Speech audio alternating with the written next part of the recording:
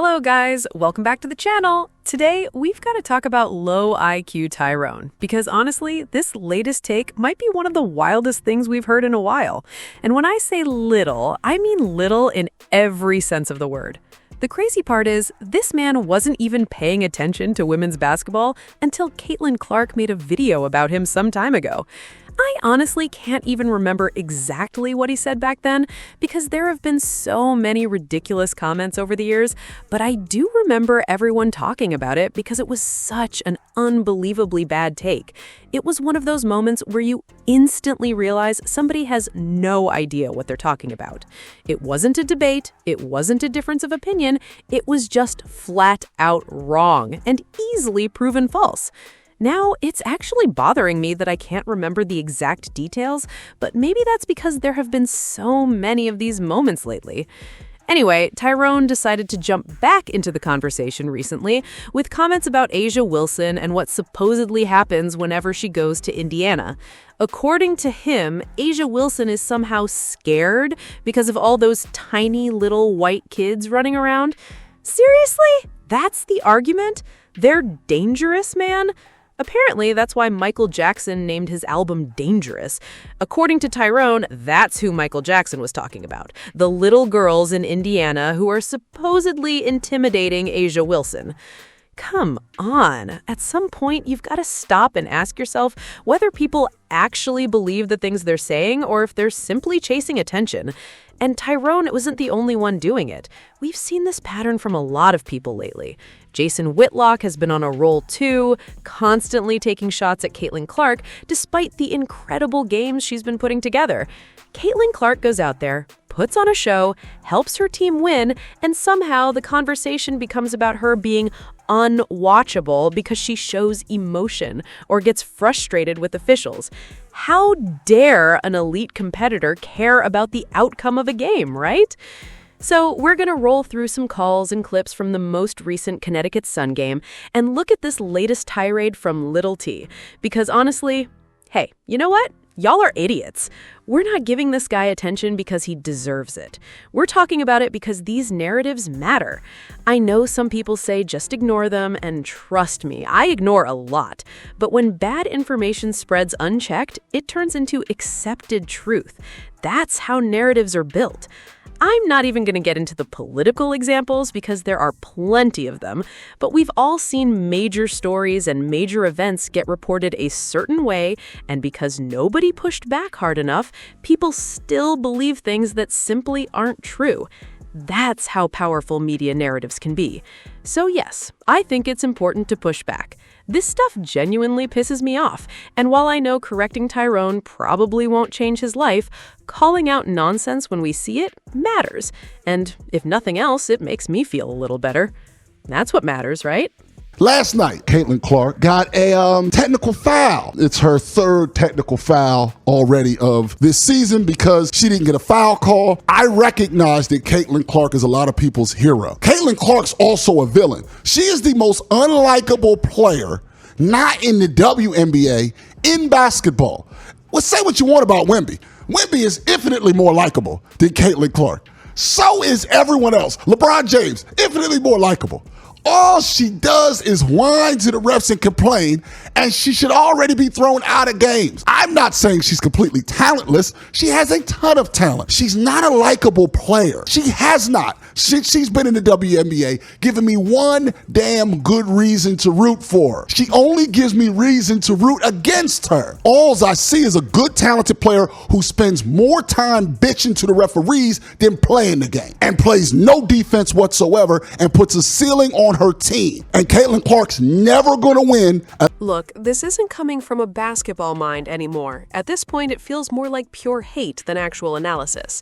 When people criticize Caitlin Clark for getting frustrated with officials, they ignore the bigger picture. The reaction usually isn't about one specific call. It's about the accumulation of everything that happens throughout a game.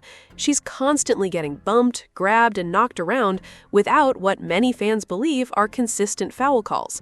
So when you see her react, understand that it's not usually about one whistle. It's about the pattern, and that's what gets lost in these conversations.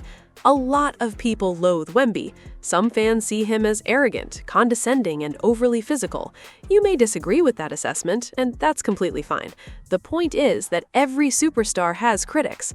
So when people act like Caitlin Clark is uniquely disliked because of her attitude, or because she shows emotion, that argument falls apart pretty quickly. LeBron James may be the most hated player to ever step onto an NBA court. He's certainly one of the most divisive figures the league has ever seen, yet nobody would argue that criticism alone defines his greatness.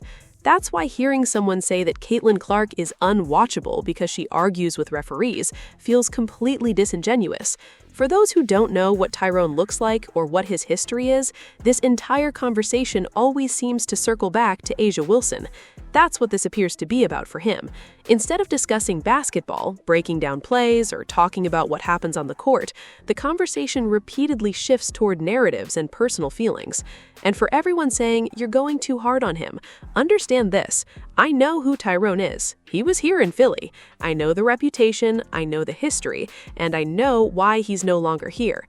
That's why I don't buy the idea that this is honest basketball analysis, because if we're being real, the arguments don't hold up. Claiming that Caitlin Clark spends more time complaining to officials than actually playing the game ignores the results we're all watching unfold. If that were true, how is she breaking record after record after record? At this point, she's played roughly a season and a half worth of games, and she's already rewriting the WNBA record books. We've talked about it before. Most 20-point, 10-assist games in WNBA history. The player in second place needed hundreds of games to build that total. Caitlin Clark reached that mark in roughly 55 games. Most 25-point, 10-assist games. Most 30-point, 10-assist games. She has 3 of those. The entire rest of the league has 4 combined. 4 different players have done it once. Caitlin Clark has done it 3 times by herself. So think about that for a second. If critics believe she spends more time complaining to referees than playing basketball, what does it say that she's still producing at a historic level? Imagine what her numbers might look like if every game were officiated the way fans believe it should be. That's why these arguments don't just miss the mark, they accidentally diminish the accomplishments of every player who came before her. Because if someone claims Caitlin Clark isn't playing well while she's breaking records at this pace, what exactly does that say about the rest of WNBA history? Again, this is what happens when people lead with narratives instead of facts. That's the issue. They already know what they want to believe, and then they search for clips and moments that support that belief. Meanwhile, the actual numbers tell a different story. We've seen throughout this season that Caitlin Clark has become one of the better defenders on her team. Look at defensive ratings, look at defensive win shares, look at net ratings that account for both offense and defense. The data exists, but Tyrone doesn't seem interested in the data. The focus always comes back to the narrative. Tyrone, this is what you're supposed to believe. And then he runs with it. Meanwhile, Caitlin Clark's resume continues to grow. She has 3 gold medals. She has a World Cup MVP to go along with one of those gold medals. She has won at every level she's played. Yet some people continue to focus on the fact that she never won a college championship, even though plenty of all-time great players never won one either. So before we wrap this up, I want to go back to something from the Connecticut game last night because I think it perfectly counters everything Tyrone has been saying. This last 5 minutes was crazy. The refs suck. She hits Caitlin Clark, no foul. And then Caitlin Clark takes 2 forearms from Griner and they call a foul on Caitlin Clark. It gets way worse. Stay with me. Caitlin Clark grabs the ball, hits a logo, huge shot when they needed it the most. But then guess what happens? Brittany Griner leads with her shoulder, takes out Caitlin Clark. No foul. You can't make this crap up. Caitlin Clark's dealt with this her whole career. Look at this crap. But guess what? Sophie Cunningham comes through and steps up. You're going to mess with Caitlin Clark? You know what I'm going to do. She hit 11 consecutive points. 3 3-pointers in a row. And they got to wave bye to the fans and that dumb team.